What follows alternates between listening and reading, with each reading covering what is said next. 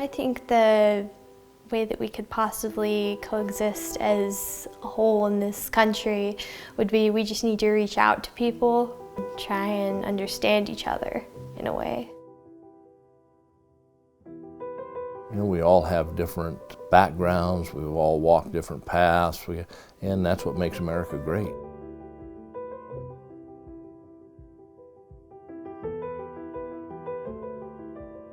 And yes, he's different than me. And that's what makes it so great that we can meet each other, you know?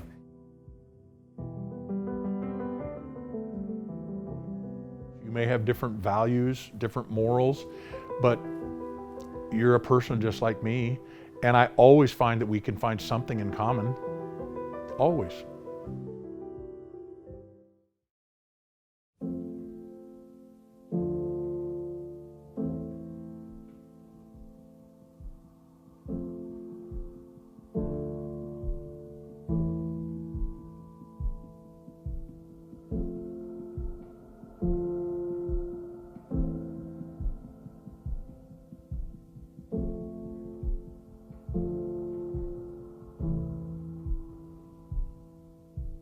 Everyone needs to feel like they have theirs, right? So if you're in a tent, you want to have yours. If you're at a house, you want yours. And if you're struggling and you have your children and you're trying to make ends meet, you are wanting to have yours.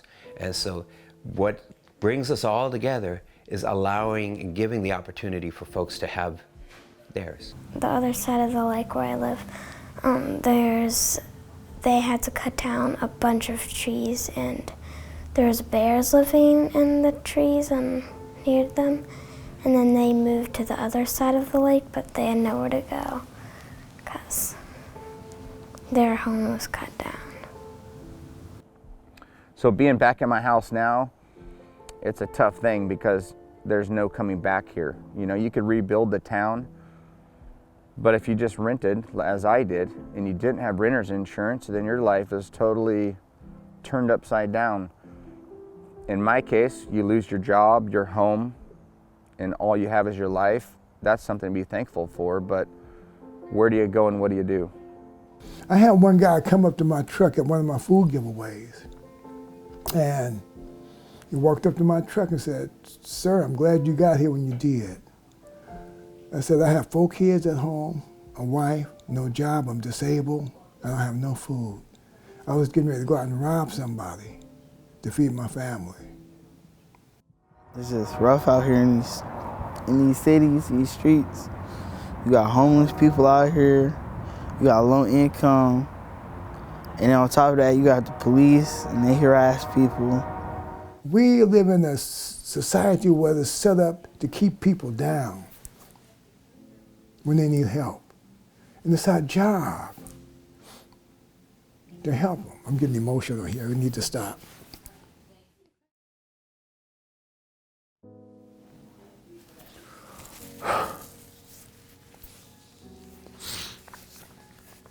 You know, you drive down the street, you see a man or a woman with no shoes on their feet.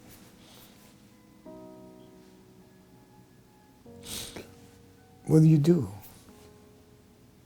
Each and every one of us, within us, God has given the ability to help somebody in some way or the other.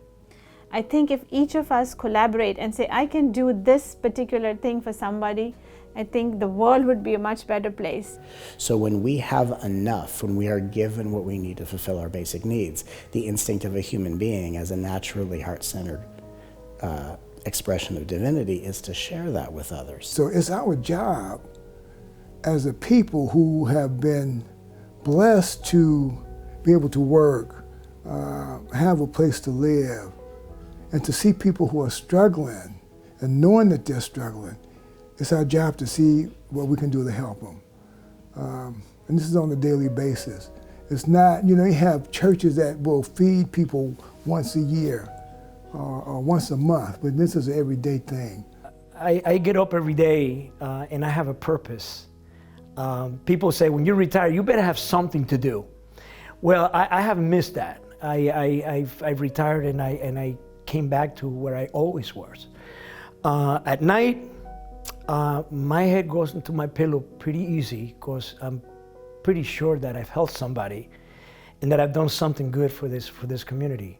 And so if we're going to coexist, it means the folks who are housed and the folks who are unsheltered and the businesses and the institutions and the cities, the municipalities, the agencies, the public agencies, that we all work cooperatively to build something that is very hyperlocal, neighborhood-based. So it's not as if the world needs to learn how to respect, it's that the world needs to have its basic needs fully met.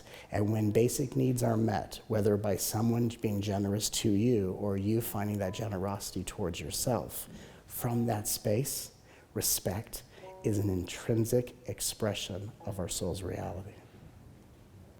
So all I ask is that people can stay close to their friends and family, because we're in a bad time right now where a lot of people are losing hope.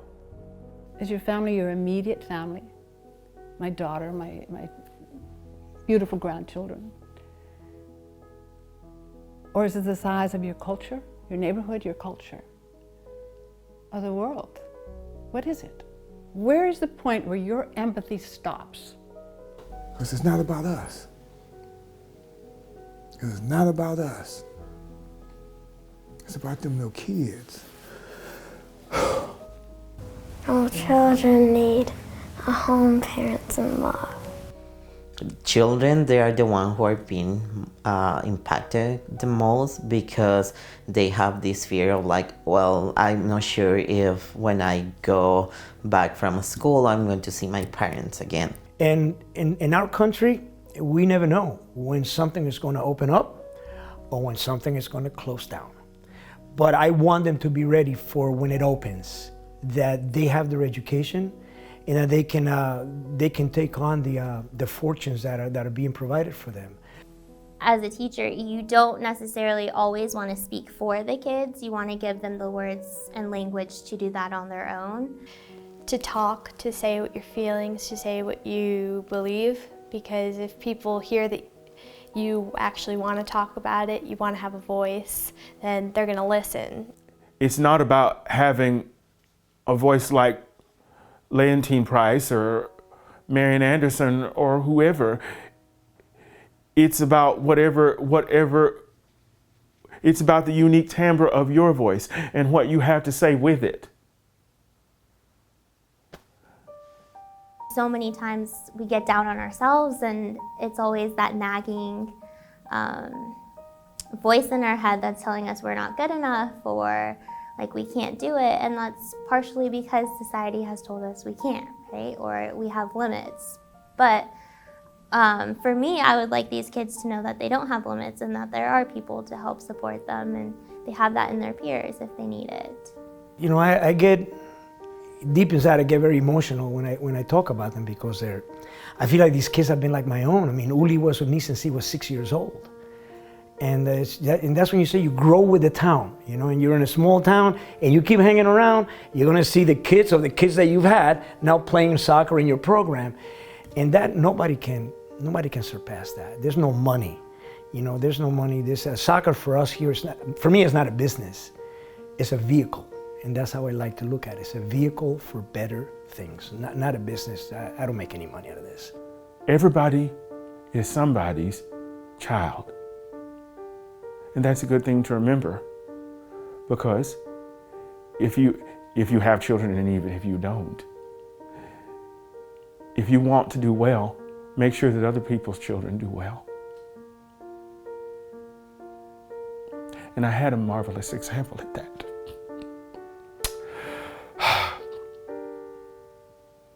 In my own mother.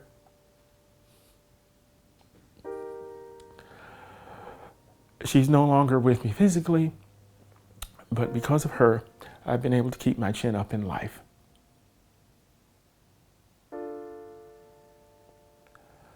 So, it's extremely important to encourage what the talent and time and energy that we have on this earth in whatever form it comes in. I don't care whether the person is black or white or someplace in between. I don't care if they're poor. I don't care if they're physically or mentally disabled or not. They have something to share. And you don't ever know, you never know what difference that person might make in the world. As I said earlier, we all inspire one another somehow. Well, I feel like it's a good thing, like, to like be grown up, because like that means like you survived. I hear these comments being made on a daily basis about our leader and how he hates this group or is saying this, and you don't want that example for kids, right? You don't want them to learn to hate others. You want them to learn to love and understand others. I feel like if somebody's like being racist to somebody, it could like make them like feel unhappy and like make them like want to do something bad to themselves. Yeah, I'm very concerned about young black males, I think, more than anything, because I know that they're viewed as a threat in this society, and I have 5 sons. Well, first of all, we have to acknowledge that there is an inequality. We have to all be in agreement that there is a problem, you know, and it is, yeah, partly racial. No, it is racial, you know. Yeah, we need to acknowledge that that exists, because that's our first problem. A lot of people don't, you know, people in our government look at it and, you know, there's no problem. So the acknowledgement is first. The second thing is, I don't know, dealing with it. I thought when he got elected, I said, he's going to show us who we really are. And I think that has happened. For people who have been racist and sort of in the closet with it, there was a lot of freedom to just not be afraid. The President of the United States has given me permission to say how I feel. Right when I moved to Asheville, someone yelled at me, "Go back to your country," and a motorist passing by, not someone who I could actually engage in an intelligent conversation about how ludicrous that was. One big solution to our problem would be really focusing on our nation's history and not looking at it with like rose-colored glasses, you know, like make America great again. You know, who was America great for? You know, looking back. To us kids, for no reason, we were taken away from our parents and put into a boarding school. This was done automatically to the children of anyone carrying a tribal identification card. America doesn't look at their shadow. And the shadow started with the genocide of the indigenous people. And then with the slavery. So where one part of human proved to the other part, we are better and we have the right to take your life and your property. That is not really understood and worked through in this country. Everybody's an immigrant. Ain't nobody purely American. We took these from the Indians. We took these lands from part of California is Mexico, and we took that from them. So we are living in a stolen land, and we should be more inclusive and welcoming with people. America is not as great as they think it is. It could be great. This nation could be amazing. You know, we could do so much better in terms of a lot of different things. But first we need to acknowledge that we're not that great. We're not great for everybody. I think the key to coexisting is not making somebody else's identity or like traits or something your problem, unless it is hurting you or somebody, as I've said, because it's not. And as long as it makes them happy and it does not affect anybody else in a negative way, then just mind your own business. I had my Trump hat I was very proud of and wore it into a store, and the customer there was very upset that I was wearing a Trump hat, and he was furious that I held up any support for Trump at all. And he told the store owner he was furious and they should never allow any Trump holder to be in that store. So after he left, the store owner said, "Would you please not wear your hat anymore in our store?" Having been raised in the Baptist church in the time when it was still the Dark Ages, as far as being gay is concerned. And then came the stigma in the 80s of AIDS. And I actually did have an adopted sibling who was also gay, who died of AIDS. And I thought I would never hear the end of that. I kept hearing from my dad, if you don't straighten up and fly right and get married to a woman and have children, then you'll end up just like your brother. I think the reason that people discriminate or push people down is most likely the way that they were brought up or just their belief system, because a lot of people grow up in a world where this is the only way that it can be, and this is the only thing that you can believe, and they don't understand that there's other ways. My dream was not to be president. My dream as a teenager in Iowa was to be the mistress of the president. I thought that would be pretty neat. It never crossed my mind that I could be president. I didn't entertain the possibility I could be president. It wasn't on the blackboard. It wasn't in the newspapers. It wasn't, you just didn't think in those ways. Typically speaking, when I am at a table of leaders and there's somebody there, I have been asked to be the one, if I'm the only female in the room, asked to take the notes from the meeting.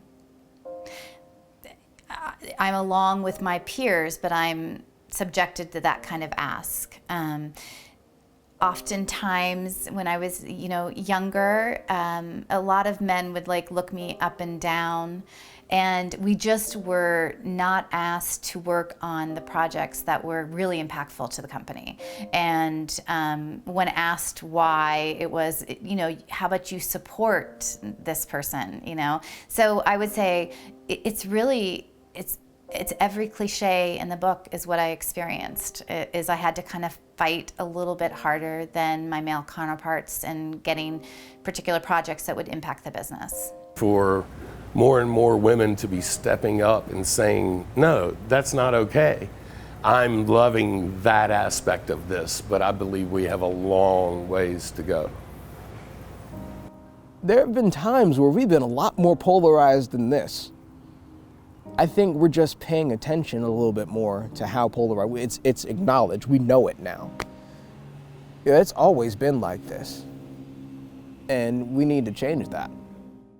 There's a tendency to go, okay, well, I gotta find a group to belong to, because more important than knowing who you are, it's to belong to something, right? Because if you belong to something and you're accepted, it doesn't matter who you are. That's kind of the vibe of America.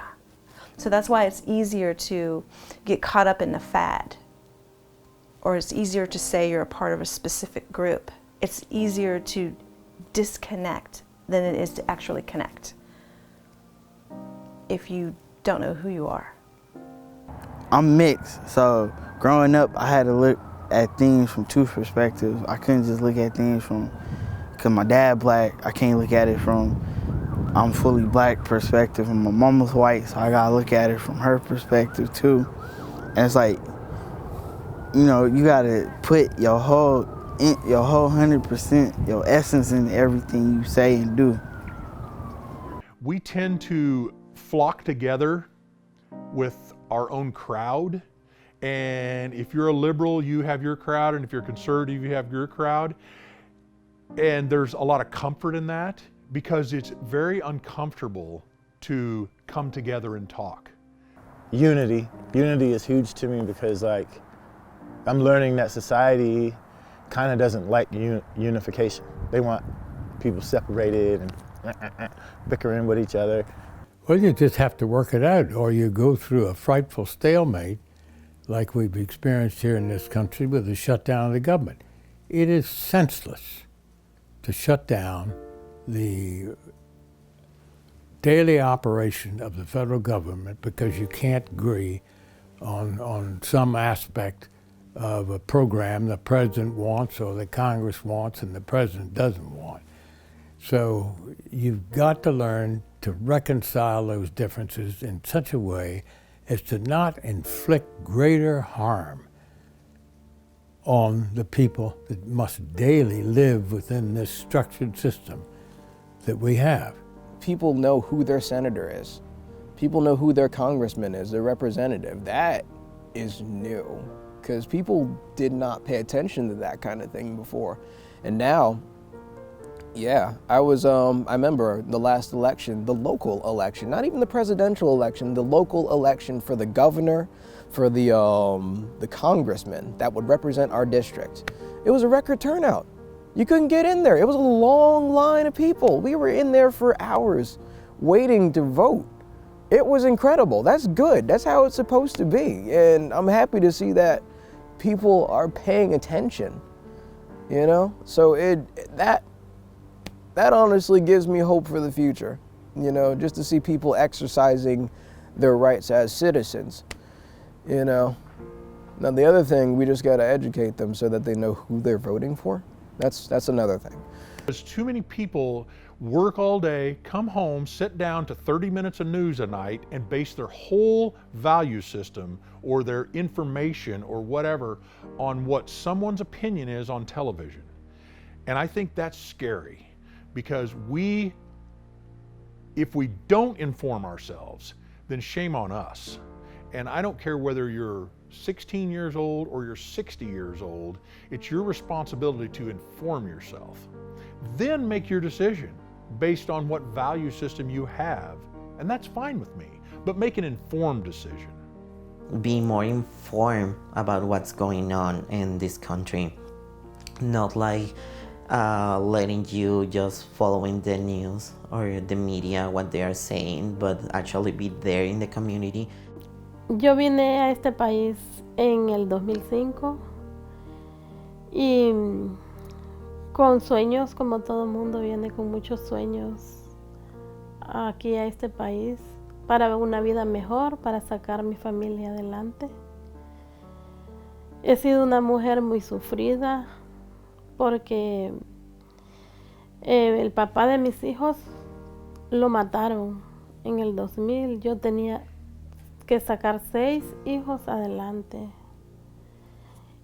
Trabajé muy duro, pero gracias a Dios he sacado mi familia adelante.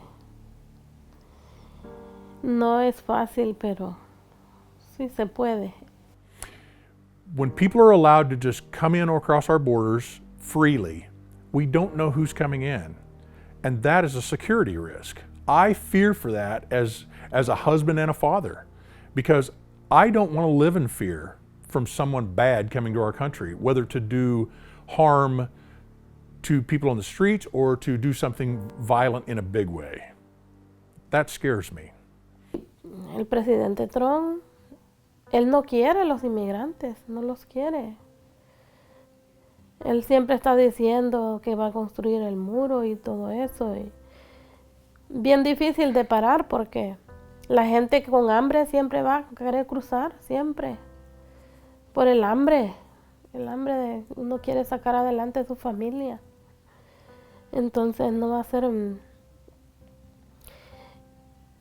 Él está poniendo muchas leyes y todo eso porque él quiere salir con su objetivo. Y sí, viene mucha gente que también hace daño, pero también así venimos gente pobre, gente luchadora. Y por unos pocos él quiere culparlos a todos y no es así. No todo el mundo viene a hacer cosas malas. Aquí venimos, la mayoría venimos a trabajar porque tenemos que sacar adelante a nuestra familia. Entonces, estamos viviendo momentos bien difíciles con este presidente porque hay mucho racismo. Demasiado racismo. I think it's important to control our immigration. We, Statue of Liberty is there. Bring unto us your needy. We try as best we can to assimilate within our society a limited number of people from time to time who want to come here and constructively make their life here in this United States. I don't think we per se need a wall, but we need something that will stop the flow of illegal immigration. Before the white people came, there were no borders. It's all political. So there's the white people saying, we need a wall to protect my country from those brown people. You know how that affects me. Immigration is a really hard topic for people to talk about that, but sometimes there are so many conflicts, especially we engage with the political view. And it shouldn't be that political. We should be more human and sensibilize the community to say, everyone has rights and we are all humans. There is no different, regardless of the color of your skin, we are the same. Todos somos iguales en el mundo. Todos pensamos, vemos, oímos, olemos, caminamos. Y yo creo que no debería existir los muros. No debería de existir nada de eso. Creo que Dios hizo el universo, la tierra, y no hay por qué dividirnos. Deberíamos de ser todos iguales. Somos iguales. Every human being which is alive is worth to be treated as a dignified version of a being. And it doesn't matter how he or she looks, it doesn't matter how he or she or it has preferences, it is just the fact. Every human being which is born is worth to be treated with respect. We're taught to always look 7 generations into the future. Prepare life for those who are coming 7 generations from now, so they have a good place to live. And despite our greatest efforts, unfortunately the people who abuse this earth are not listening, and we're trying to adapt. Recognize that we're in change. Try to isolate the causes, and I think it's directly attributable to the pollution that we put in as individuals and companies and manufacturing into the atmosphere. And we have got to come to grips with a more realistic balance between conducting our life, our businesses and so forth activities, and having minimal impact on Mother Nature's framework of climate. If you force people into living a sustainable lifestyle, they'll do it half-heartedly, only when somebody's looking. But if they decide to do it on their own, then they'll give it 100% and it'll be real. So that's where we need to go, but how to do it, I'm not sure. We got to get to know each other. We got to communicate with each other. We got to talk. We need to listen to each other. Listen to the views of others. Because politics, religion, all that stuff, people don't talk about it here. It's real taboo to discuss politics with anyone, to discuss religion with anyone. Because I don't know, there are people here that will, look down their nose if you're not Christian, or they'll look down their nose if you're gay, or you look down your nose if you're Republican or Democrat,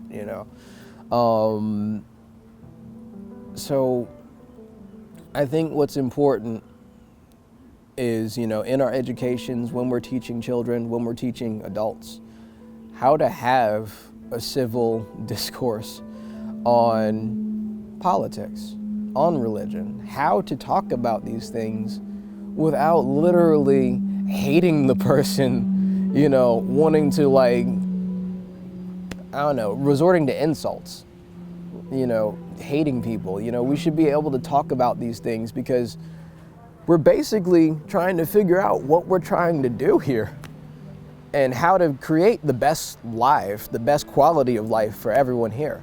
So, yeah, we need to figure out how to do that, and we just don't. And I don't think we ever have, to be honest. We never have. All these issues are very passionate to all of us. We all have our opinions. If we could sit down and just have a logical conversation and just talk. But what that's going to take is people with open minds. That means I have to be open to your opinion and you have to be open to mine. And we somehow have to not fight about it. Because we get so impassioned about these things, it's really hard not to get upset and angry or whatever. But I truly believe we have way more in common than we do separate. People need to stop fighting. In addition to that, if we can have softer interaction where we're willing to talk with each other, past the usual labels, past the usual snapshot idea of who the other one is, where we're willing to dialogue with an open heart. I think that's the role of compassion, is that open heart. And if we can be brave enough to say, I care about what you have to say, I care about listening to what you have to say. Being aware of the needs of others, being respectful of their contrary point of view, and doing the best you can to reach a common understanding. That's the essence of a democracy. And that's going to take us having to stop listening to the outside influences and let's talk together as people and not as a label, not a conservative, not a liberal, not a whatever the label may be. Let's drop our labels and just talk. You might not always agree on everything, but you can leave it at that understanding that it's not going to be a problem that's going to be understood by both parties, and just kind of walk away and move from there and respect each other's opinions, and that they're going to be different because we do have different backgrounds and experiences that kind of lead up to that.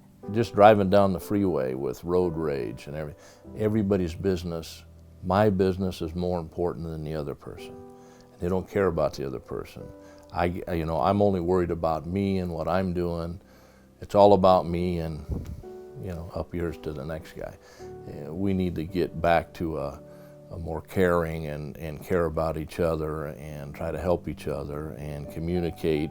You do that by talking, not just slamming the door. And we need to compromise to make everything work. How do you get to peace between people who don't see the same world, and they certainly don't see each other accurately? The first thing, the most powerful thing, is communication. Face to face if you can.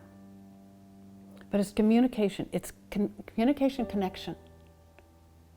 And that very thing is what makes a shift in your consciousness. You can no longer hold as an enemy who's someone who you find out is exactly like you. You can't hold that person as an other. We can heal the deep cuts through this society with the fact that we love ourselves. And that doesn't come down to an arrogant love. It comes down to a non-attached love. Like, I love this body, but this body isn't actually mine. It's of the earth, but the earth isn't even mine. I exist way beyond that, and so does every other being. And I think, actually, I know that will happen. And it's gonna happen with a lot of disputes, because people get attached to their ideas and people get attached to the mind and the ego saying, this is the way this is. But I really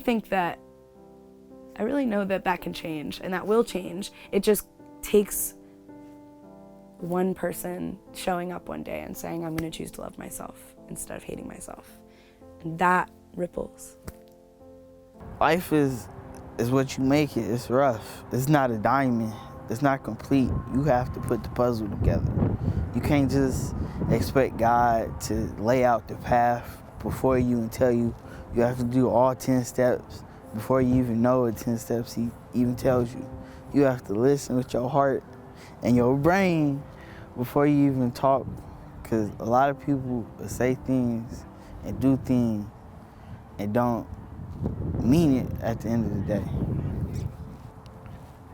I think it takes a lot of courage to live life, to get up and face every day, even in the best circumstances. And I think it's really important that we all do what we can to get up and face every day, to care for ourselves, care for our family and friends, care for our neighborhood, our community. These are obvious things. They're small things, actually. But I think it's important to never think that that's easy. It's hard. And the more that we can recognize that we're moving together through life on this planet, that we're interdependent, to use the technical term in the Buddhist tradition, we're interdependent. We can't do it without each other. I know this may sound silly, but just love one another. That solves a lot of our problems. Because you have challenges, I have challenges. If we could love one another more, I think we come together more. Love is like huge, Love conquers all. Love is the strongest vibration. Love will always find a solution. It's gentle, kind. The love has no language. Like there could be cultural differences, but if it is genuine and real, the concern and the care will go across borders, will go across your hearts. And you sometimes don't need to, you never underestimate that, oh, this person doesn't understand my language or doesn't understand my culture, so maybe I cannot communicate with that person.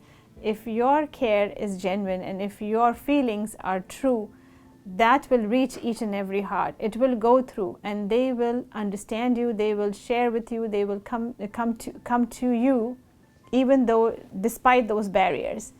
If we have these thoughts in our mind about a person or a group of people, we're going to act them out. So we have to be transformed. We have to have a new mindset. Get rid of the old mindset. If it's negative, if it's bad, if it's prejudice, get rid of it. And develop a new mindset towards people and towards those who are struggling. It's all in the mind. I think everybody's belief systems are questionable. You can always break it down and say, is this absolutely true? Is this 100% true, what I'm thinking right now? Okay, you can always break that down to no. Practice detachment and perspective. You can't get perspective unless you detach in a manner. I'm not saying forget about everything that's going on. I'm saying zoom out so you can see the whole thing instead of that little bitty piece you keep concentrating on. So it's all about changing our thought process. If we're not helping somebody, think about helping somebody. If you're making fun of somebody, think about not doing it. And I think there has been more of that people are getting together in more diverse groups and they are trying to learn each other. And I think overall understanding that deep down we all are same. If you look in the Bible, it says we are all created equal. That means we're all the same. We were all created the same. We all have the same heart. We all bleed the same blood. To be willing and able to not turn away as often as possible, to be able to look and see what's in front of us and keep our heart open to some degree and be willing to interact, that is another bridge across our differences, because we meet as human beings. if we all have our goal to, feed the 7th generation, we'll do it together, and the differences won't matter as much. It's just beyond our differences, and that there is a common ground that we can share.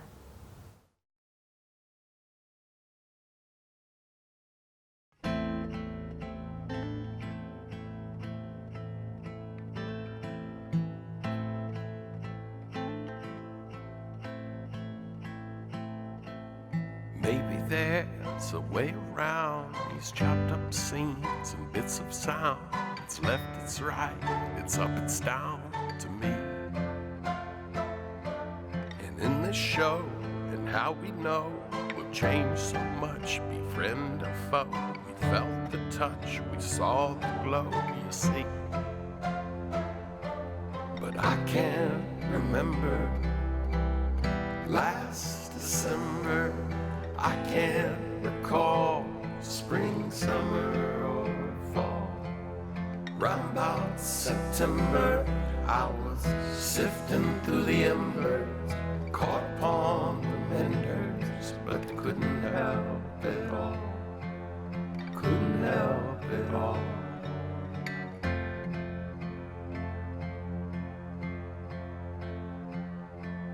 The sky so bright, to this delight, we sat right down and stayed the night. We talked of things by firelight today. And on the stage, from time to time, what's mine was yours was mine. It's hard as hell, but so divine, you see.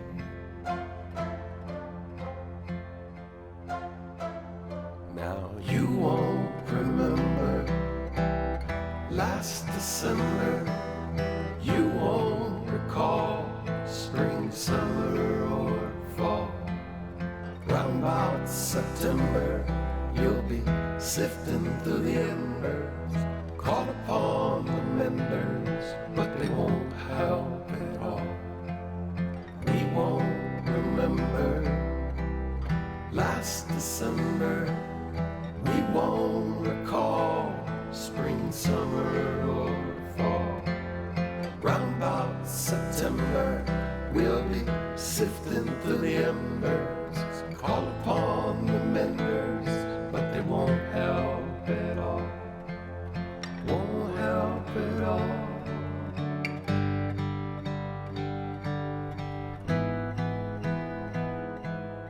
Won't help at all. Won't help at all. Won't help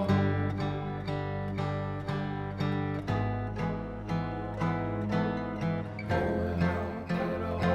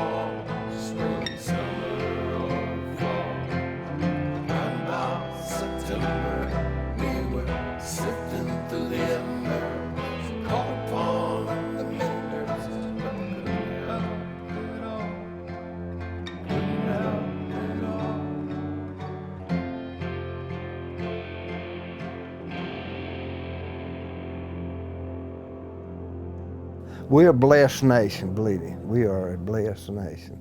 America is a blessed nation. But we could be so much better too.